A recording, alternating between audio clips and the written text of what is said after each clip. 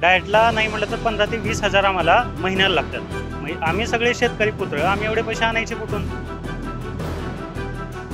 15 एप्रिलपासून आमचं ग्राउंड होणार होतं आणि एकदम 5 दिवसाच्या आधी त्यांनी सांगितलं की ग्राउंड म्हणजे पुढे ढकललं जात आहे आणि काही डेट्स वगैरे काही दिले नाही. आम्ही आमची मागणी रेटून धरू ना, याच्यापुढे आम्ही काहीच नाही करू शकत. आम्ही काय करू शकणार आहे? विद्यार्थीच आहे ना आम्ही. आम्ही थोडंच आंदोलन करू शकणार आहे.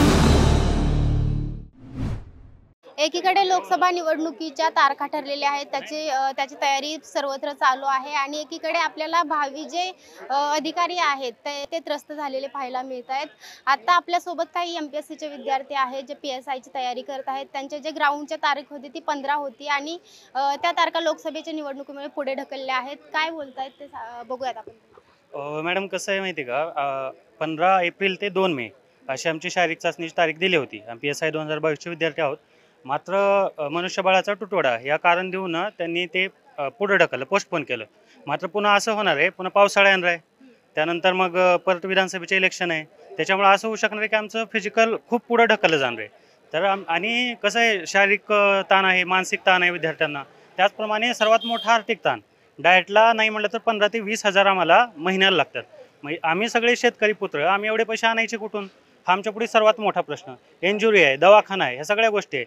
तर आमचं सगळ्याचं मत असं आहे की बाबा 20 मेला तुम्हाला मनुष्यबळ उपलब्ध होईल, ही आचारसंहिता वगैरे संपेल.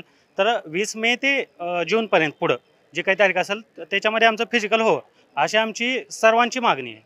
सरकारकडे म्हणजे तुम्ही वरती काय बोललाय का कोणाशी? काल आम्ही CM साहेबांना तेवढं निवेदन दिले आणि आणखी आमचे पुढे प्रयत्न आम्ही करू. ताई, तू कुठून आलीस?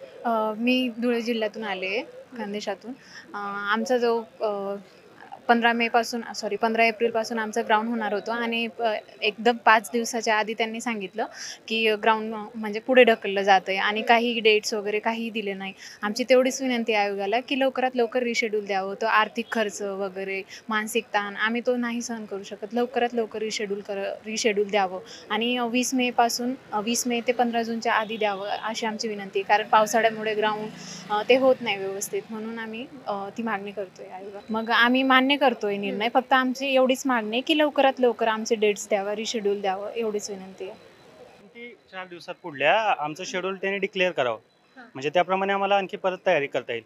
पुढं आमची आणखी परीक्षा आहेत. मग कसं होतं, फिजिकलमध्ये फिजिकलच करत राहावं लागतं, अभ्यास वगैरे नाही होत. तर आम्हाला पुढचा पण अभ्यास करता येईल ना, ह्याच्यातून आम्ही मुक्त होऊ लवकर. त्यासाठी आम्हाला लवकर शेड्यूल पाहिजे आणि ते पुढल्या 3 ते 4 दिवसात त्यांनी डिक्लेअर करावं, ही आमची मागणी आहे. आणि तुमची मागणी पूर्ण नाही झाली तर तुमचा पुढचा निर्णय काय असेल? आम्ही आमची मागणी रेटून धरू ना, ह्याच्यापुढे आम्ही काहीच नाही करू शकत. म्हणजे काहीच नाही करू शकत? आम्ही काय करू शकणार आहे? विद्यार्थीच आहे ना आम्ही. आम्ही थोडंच आंदोलन करू शकणार आहे. आम्ही फक्त आमची मागणी लावून धरणार सगळीकडे.